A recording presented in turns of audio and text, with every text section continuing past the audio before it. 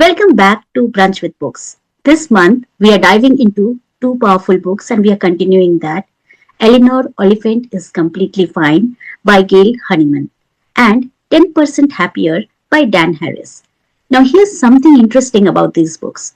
Eleanor Oliphant is Completely Fine was a debut book which became bestseller later on, and 10% Happier was born out of Dan Harris's public panic attack on a live television where he was on ABC News. That moment pushed him to explore mindfulness and meditation, not in a spiritual way, but in a practical, skeptical, real world way that many of us can relate now. Very different books, but one shows us emotional reality and the other offers a practical way forward. So let's explore these two books together, and that is what we are unpacking with you today. Over to you, Dr. Geeta, for more information from these two books. Thank you, Sritapa. Hi, everyone. Come join us as we decode the acclaimed novel, Eleanor Oliphant is Completely Fine.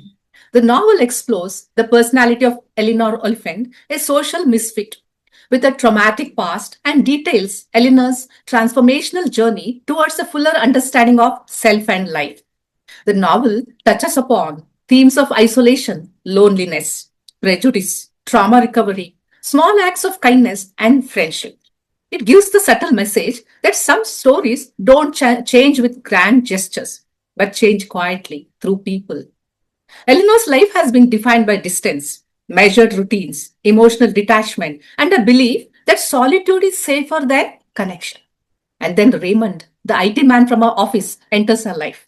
He's everything Eleanor is not drawn to, not attracted to. He's awkward, untidy, unpolished, messy. He's just real. Their connection does not begin with intention, but with an accident, with an incident. An elderly man named Sammy collapses on the street, and in that unexpected moment, Eleanor and Raymond step in to help. It is a small human act, but it becomes the beginning of something much larger. Because through their visits to Sammy in the hospital, Eleanor is slowly introduced to family warmth, conversations without any expectation, freely given care, and shared moments without fakeness. And then Raymond widens her world. He invites her to office lunches, brings her into his everyday life, and introduces her to his mother, Mrs. Gibbons, a woman who embodies a motherly kindness that Eleanor had never and known. She had never known such kindness and does not know how to receive it. Mrs. Gibbons does not question or analyze Eleanor. She welcomes her into her fold in quiet acceptance. And Eleanor feels included as she is. She feels the connection. Until now, Eleanor has believed that romantic love or being chosen by someone extraordinary will somehow validate her existence. But Raymond offers kindness without condition. He does not expect her to become someone else. He does not even seem to notice the things she believes are her flaws. And slowly, Eleanor begins to understand something profound, that friendship, real friendship, without any strings attached, can be more healing than the idea of romance. Because it is not built on illusion, it is built on acceptance. So, in today's world, we are constantly encouraged to seek perfection in people, in relationships, in ourselves. And in doing so, we sometimes overlook what or who is quietly sustaining us. We sometimes overlook the people who show up, the ones who stay, the ones who see us not at our best, but at our most ordinary and choose us anyway. So here is something to reflect on, not just within Eleanor's story, but within our own lives today. Let us reflect on this question, viewers. Why is that we often find it easier to trust strangers who meet us with kindness and acceptance than the people or environments that have known us for years? And I invite Dr. Siddharth to share his reflections on this question. Over to you, Dr. Siddharth. Thank you, Dr. Geeta. This is really deep question which we are asking today. And in a society where we live with a lot of expectations, I feel it is always difficult to talk to somebody you know rather than you don't know. Because the people you know have a lot of assumptions baked in about whatever you are going to say. And that being said, it kind of creates a pre-notion which a person carries because they may be knowing you from a certain aspect. And when you try to open up, I feel there is already a prejudice there, and that may be causing some challenges. So I feel that is the reason. One of the recent cases I have talked to a person I was counseling. She was a brilliant person academically, and she had good knowledge of all the things she was doing around. But certain things which were happening to her and were draining her emotionally, she was not able to share with her most loved person, her spouse. Uh, though she was able to open up with me, I was just a counselor, a stranger to her, but she was able to trust me more than her husband. That was strange. The reason behind that was the emotional drain she was going through was something which she couldn't share with her spouse, only because she knew that her spouse is already having a pre-notion that she behaves in a certain way. Now, this particular person was going through a very difficult time. She had anger fits. She was very irritated by even small like activities which she got into for the household related daily activities. And then when she was um, showing her irritation or anger, her spouse always said, "You are just like this. You know, you always make a small thing a very big thing, and you kind of keep arguing, and I don't like it." But then she was not able to open up to him, telling him how she was feeling inside and why was she reacting like this. When we were doing the counseling, she actually explained why she was going through this, and there was a back story to that. The backstory was related to her past, but also to how she was looking at her present things based on those past impressions. So I feel today when we talk about this, that we can open up with strangers easily than our near and dear ones. It is because the near dear ones are not maybe ready to listen to us unbiased or without any judgment, right?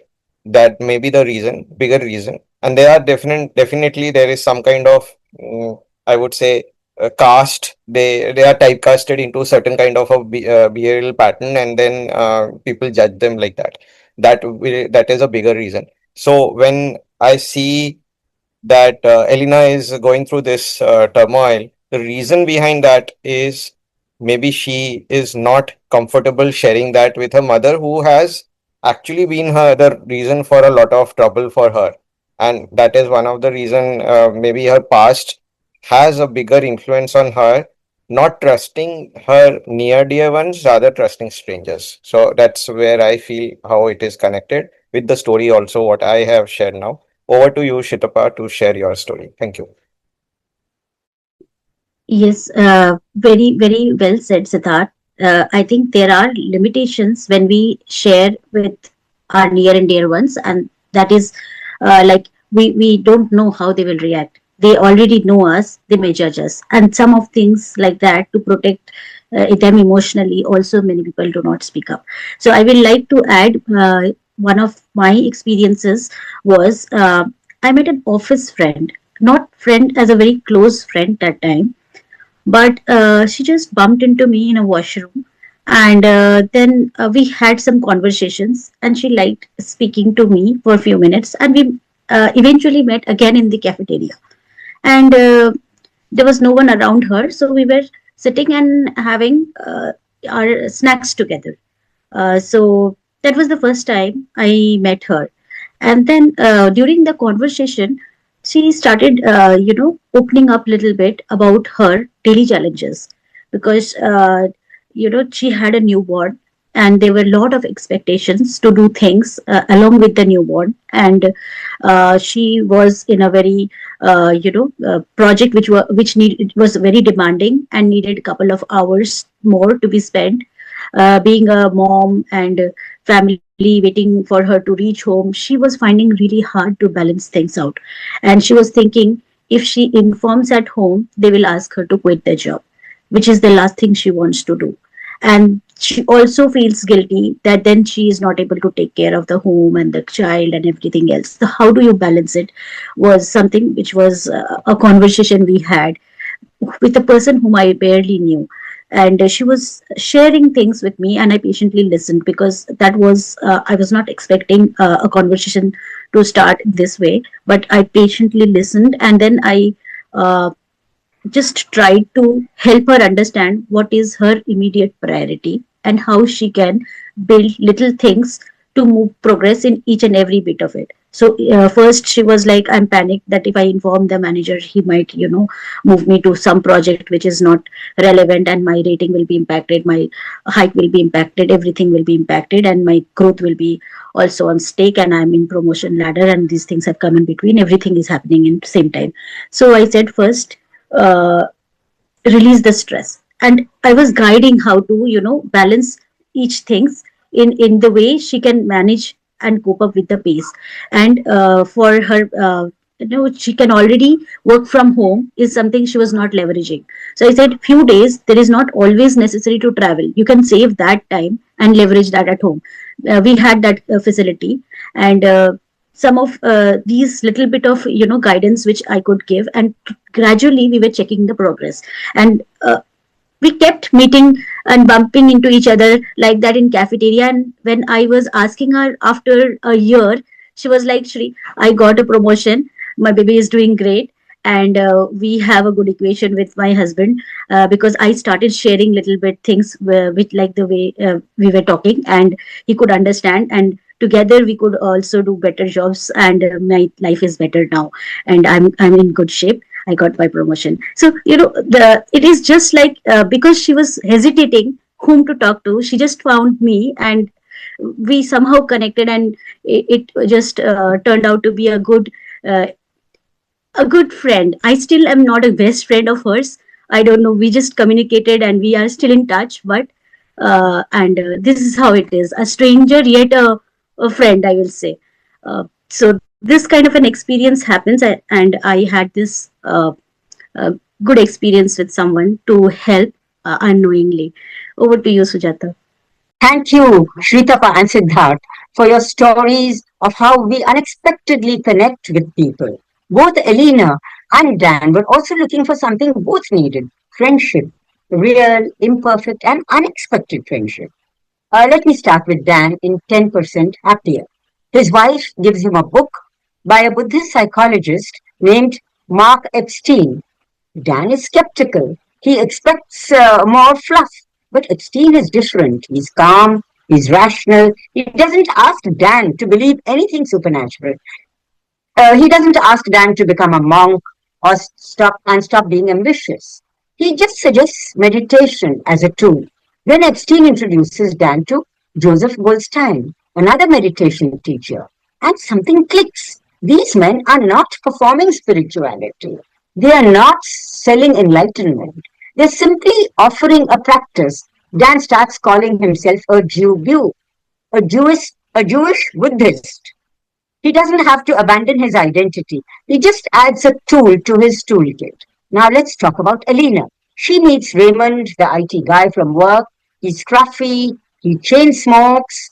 Alina is initially repulsed by his habit of talking while eating, but then something happens. An elderly man named Sammy collapses in the street. Alina and Raymond help him, and suddenly they are connected. Raymond starts inviting Alina into his world. Lunches, visits to the hospital, his mother's house, simple, ordinary acts of friendship. He doesn't ask Elena to change, he just shows up. So here's the connection. Both Elena and Dan expected help to come in polished packages: a romantic soulmate, a spiritual guru, but real help came from unexpected places. Raymond is not a polished hero, Epstein is not a magical guru, but the ordinariness is precisely what makes them trustworthy. And notice what happens. Both protagonists begin to lower their defenses. Elena agrees to hospital visits. Dan agrees to try meditation. Small, consistent acts of acceptance start to crack open the door. The takeaway is beautiful. Help often arrives in forms we do not expect. IT guys, Buddhist psychologists. Our first instinct is to reject them. But the people who accept us as we are, without asking us to become something else, are the ones who can actually help us grow. So here's my question for you, Jasmine. Tell us about an unexpected friendship or mentorship that changed someone who accepted them as they were without asking them to perform or prove themselves. Over to you, Jasmeet. Thank you, Sujata. So, one of a very, very famous example of a friendship that did not demand anything in return and at the same time was accepting was a friendship between Duryodhan and Karna from the Mahabharata. Karna was from a very low community, a low caste, because the caste system was prevalent at that time, and he was insulted in front of the entire, the entire kingdom.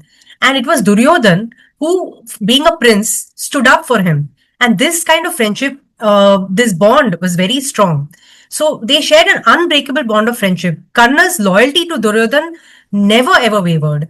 It was because though he was a son of a charioteer, Duryodhan offered him, a kingdom of his own and gave him that respect, the due respect that he felt he was he was, capable of managing. And all this happened because of the immense loyalty that they shared and the kind of love that Duryodhan had for Karna. And that is the reason that though Karna came to know later that he was one of the Pandavas, in spite of that, he stood by his friend and he fought on behalf of the Kauravas. So Karna never ever forgot the kind of the prestige and warmth and wealth that was bestowed upon him by Duryodhan. And no matter any kind of storms that rage around them, they stood by each other. When Karna died in the Battle of Mahabharat, Duryodhan was inconsolable. His grief knew no bounds. It was even deeper than the sorrow that he felt for the loss of his 99 brothers. When the truth of Karna's noble birth came to light, it pierced Duryodhan's heart with even greater sadness, filling him with profound love for his friend who had sacrificed so much for him.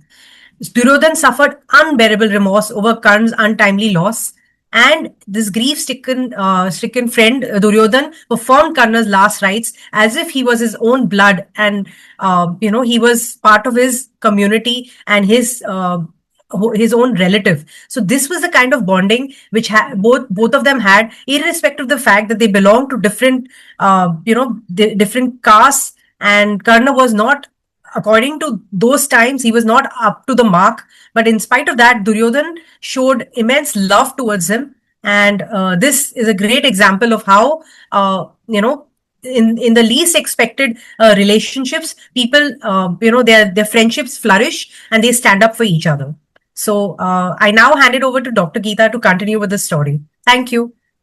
Thank you, Jasbir.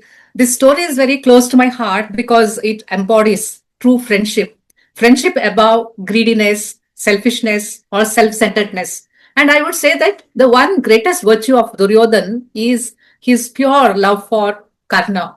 And true friendship is so rare, like, the pearls to be searched in the ocean, like that. This story is such a beautiful, thing that you have shared. Thank you. So coming to Eleanor's world, as Eleanor's world begins to open, the story reveals something else. Just as Dr. Siddharth had mentioned earlier in his narration, here too, Eleanor's perspective of the present is through the lens of her past. There is something in her past which is making her see her present in that way. So there is a dark matter, something that has been there all along. And we are slowly introduced to a voice that has shaped Eleanor more than any other. And that voice in her head she calls Mummy. Every Wednesday, without fail, Eleanor speaks to her mother. These conversations are not warm or comforting. They are filled with criticism. Her mother's words are sharp and deeply cutting. She questions Eleanor's appearance, dismisses her intelligence, and undermines her worth again and again until it no longer sounds like cruelty from outside, but as if truth from inside her own self. And over time, you know what Eleanor does? She just starts to hear her mother's voice as if it is her own voice. She starts to echo it in her own voice inside her head. As the novel unfolds, through fragments of memory and moments of therapy and counseling that she undergoes at the insistence of Raymond, we begin to see the deeper truth Eleanor herself has tried to bury. A childhood marked not by safety, but by trauma. A devastating house fire. Years spent in foster care and children's homes. A life shaped by absence, instability, and emotional neglect, which grows the belief that she is unlovable. It becomes the lens through which she sees herself, the reason she avoids people, and the excuse she gives for being alone.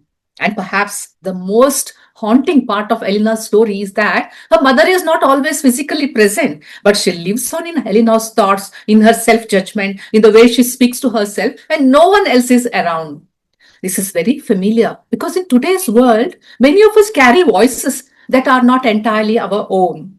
Voices from childhood, from authority, from moments that defined us before we understood them. And often we don't even question where it came from. We accept them as the truth. But Eleanor's journey begins to challenge that through therapy, through connection, because perhaps the most powerful shift is not in changing who we are, but in recognizing which parts of us were never truly ours to carry. Eleanor's story reminds us of this, that healing does not begin with becoming someone new. It begins with learning to question the voices that told us we were not enough in the first place. And this brings us to today's discussion question. And I love to ponder on this. And viewers too, please ponder on this. How often do we mistake the voices we internalized in childhood from family and early experiences for our own true thoughts? Now I invite Dr. Siddharth to share his reflections on this question. Over to you, Dr. Siddharth. Thank you, Dr. Geeta. And this is really, enlightening and inspiring to hear what you just said. We are shaped by our past, but the questions which we are asking ourselves are always related to what we have heard, not related to what we have actually done for ourselves. So it is that from that I think background we most of the times operate, and it causes a lot of harm to us many a times.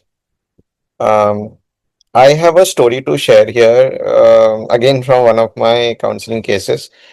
And this is a different kind of a story from what we are discussing here, but the element of uh, the past overshadowing our current still is reflected in this story as well.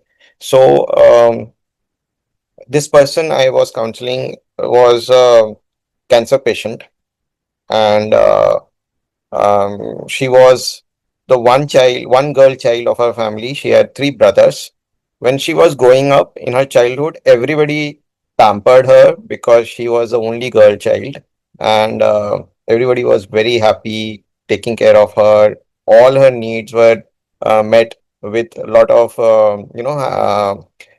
like lot of love and care. They used to take care of her. Now, during she was I think 25 or 26 when her father found a good groom for her, and she was married, and the husband she got was also very caring one. She was really enjoying, and her life was like a queen. So she was brought up like a princess in her own father's family. um, and when she went to her husband's family, she was like a queen because whatever she used to ask for, or she was used to, require as a family to take care of her, she was always given that. But then something happened, and that was a complete change in the perspective how people look at her. Now, this is a time in, I think, when she had a kid, and after she had her first kid, she was diagnosed with a rare ailment, or a chronic disease actually, but it was discovered later when she had her kid. After that, when I think 2 years later, after she had her kid, so she was diagnosed with this rare disease. And when her husband came to know about that, he automatically started delineating himself from her. The reason was that the doctor had told them that this disease was there already in her, and the husband thought that her family had not disclosed. She knew about this already, and they had not disclosed. So it was like a kind of betrayal for him, and he started um, distancing himself from her. Even the kid was distanced from her. So slowly there was a complete shift in the kind of environment which was a very loving and caring environment, to an environment which was mistrusting her because she had this disease. And it came to this stage that he requested uh, divorce, and she was told that she cannot live with her kid anymore. She was completely stuck with so much of pain that she was not able to understand where she is going. And then when she was in this state of pain and loss, and she was already going through this disease related cure, whatever had to be done. She didn't have money. She was depending on her husband, but her husband was telling her, no, I don't want to support you anymore because you have uh, betrayed me. There is a mistrust here. So that is exactly when she started realizing that all that love was based on something else. The real love was never there. And then she moved to her parents' family. The moment she went to the parents' family, her father also started blaming her. Even her loving brothers who loved her so much during her while she was growing up, they started blaming her. And then she got that realization that nobody actually takes care of her. It was all a show off. She was crumbling down with this complete uh, pressure of not able to take care of herself, and also her emotional uh, relationships which she had with her family and her husband and her kid and everybody. That was when she met this person who actually was my friend, and that's how we connected. And then this friend helped her identify her own strengths during this time. But that was something was a very difficult phase for her, because during that stage when she was actually drowning in that pain that nobody around her is there to help, she hit a rock bottom, and she also realized that it was always her who had to come out of all this, not anybody. Nobody else is going to support you then during that time. But the impressions of her past were so strong and so powerful that she was not able to come out of that situation at all. It took her some time, more than 3 years, to come out of that shell and then realize that whatever she is thinking is actually because of her whatever past impression she has. But the real her is ready to fight, is ready to never give up, is ready to uh, fight for her cause, her life. Her life is more important and precious than anybody around her. And that's where she got that inspiration, and she worked on herself. Her medication was going on. She found a job. We helped her getting a job. She found a job. She started working. All that happened. But during that phase, also she was having this past thought going on in her that nobody is there to take care of her. That made her very strong. But then during that period also, she was um, she was crying a lot. She was in a cocoon trying to fight her demons of her past, of her families, the words they had told her, said to her during this ill period. She was not able to take care of them, take care of her thoughts very easily. And there was something we were doing during the counseling, and she was able to come out. But I just I wanted to bring out this story because when we think about somebody pushing us towards that dark corner, and we start believing that that dark corner is for us, that is the saddest part a human can go through, the human phase in a stage of life can go through. So I feel that is where we need to identify that this all doesn't need to be, is not required to be thought through. Rather, we fight for ourselves, for our rights, live our life as we are, and don't take these impressions from past into our future. That's a very important thing which we actually should practice somehow mindfully. And it's difficult, I know, it's easier said than done, but that is how I think we can live a better life rather than be stuck with or chained by the thoughts and the past impressions which we are going through. that is my story I wanted to share. Over to you, Shitapa, to share yours. Thank you so much. Thank you, Siddharth. And yes, that is definitely a very inspiring and a strong message to the world from this platform that whatever situation has happened is something from which you can fight back to a better situation. Don't give up. And you are your own protector, and you are the only one who can make yourself survive through any situation.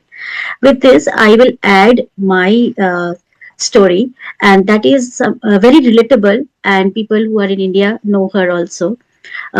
So, after some of her early public appearance, Alia Bhatt, a Bollywood actress from India, was often judged for not being intellectual enough. So, over the time, that external criticism slowly turned into an internal voice for her, and a self doubt that made her question her intelligence and how she expressed herself. So, she was very cautious whenever she faced media or any public platforms, and she used to filter out what she's speaking because she had internalized that others might be judging her, or they kept saying this again. But over time, with cautious steps, but as she progressed in her career, she consciously worked on that narrative which people had said, and she had built a confidence, choosing strong roles, showing depth beyond those levels, and gradually she had proved that yes, she can also act well. She can also be a good actress, and that narrative changed because of her work and efforts. So, with this, I will hand it over to Sujata ji for more insights. Thank you, Shritapa. Both the stories narrated by you and Dr. Siddharth, they're really moving because somewhere we carry voices inside our heads. Both the stories talk about that. Something someone has told us, and they might be close to us, but they tell us that we are not good enough, not worthy, not lovable. So it's this darker aspect that we are coming to now. Let me talk about first Dan Harris. Dan goes on a 10-day silent meditation retreat, Vipassana, not talking, not reading, no phone, no distraction, just him and his mind. He describes the physical pain, the boredom, the restlessness, and the waves of emotion that come when there's nothing left to distract you. Dan learns something surprising. He learns that meditation is not about eliminating negative thoughts. It's about changing your relationship to them. He learns about the three habitual responses. How do we normally respond? We want what feels good, we push away what feels bad, and we zone out. Oh, that's the third thing that we do. Meditation offers a fourth option, just observe, without judging, without reacting. Midway through the retreat, during the walking meditation, Dan feels a moment of genuine peace. The inner voice goes quiet, not because he silenced it, but because he stopped fighting it. Now let's talk about Elena. As her life opens, the novel reveals the darker truth. Every Wednesday, Elena speaks to her mother, someone she calls Mummy, and Mummy's words are cruel, controlling, abusive. She criticizes everything about Elena. Through memories and therapy, we learn that Elena's childhood was traumatic. A house on fire, years in foster care, a sister who died, and a mother who told her again and again that she was to blame. Elena had been carrying her mother's voice inside her for years, telling her she's damaged, ugly, undeserving. Now here's the connection. Both Elena and Dan have internalized voices that are not their own. Elena carries her mother's cruelty. Dan carries his own inner critic, the competitive, anxious voice he calls a malevolent puppeteer. And both are learning the same hard lesson. The only way out is through avoiding pain, and then only you get more power. Elena must stop pretending she was never hurt. She must face the truth about the fire, her mother, her sister. Dan must stop trying to outrun his anxiety. He must sit with it. The retreat and the therapy room are the same space, a place with nowhere to hide. The takeaway is uncomfortable but true. The voices we internalize from parents, the trauma and culture do not disappear when we ignore them. They grow louder. Healing begins when we stop running and turn to face those voices. So here's my question to you, Jasveer. Tell us about an internalized voice from a parent, teacher, a past experience, anyone whom you may have come across that shaped someone's self perception for years. How did they recognize it as something internalized rather than true? Over to you, Jasveer. Thank you, Sujata. There is a story about a great scientist of the world we all recognize as Albert Einstein. Now, Albert Einstein, he was born in the late 1800s in Germany. And his mother, she was a very renowned pianist. So she taught him how to play the piano right from the age of 5 because she believed that learning any kind of music skill will enhance his abilities. And her name was Pauline Einstein. She was not a scientist, she was not famous, but she was a strong woman full of love, wisdom, and patience. And without her, we would have never known who Albert Einstein was. So the story goes back to that one day when Albert returned from school. He was a very quiet, thoughtful boy. He loved numbers, musics, and he asked big questions in school. And many times his school teachers never understood him. So one day when he came back from school, he got a letter from school and he handed it over to his mother. He could not read yet, so he didn't know what was there in the letter. When his mother, Pauline, opened the letter, this is what she read out to him. Dear Mrs. Einstein, your child is very intelligent. He is too smart for our school and we cannot teach him anymore. Please teach him yourself. Albert smiled. He believed her. Pauline hugged him and decided to do homeschooling for him. So going forward, she taught him at school. She bought books and answered his questions, encouraged him every day.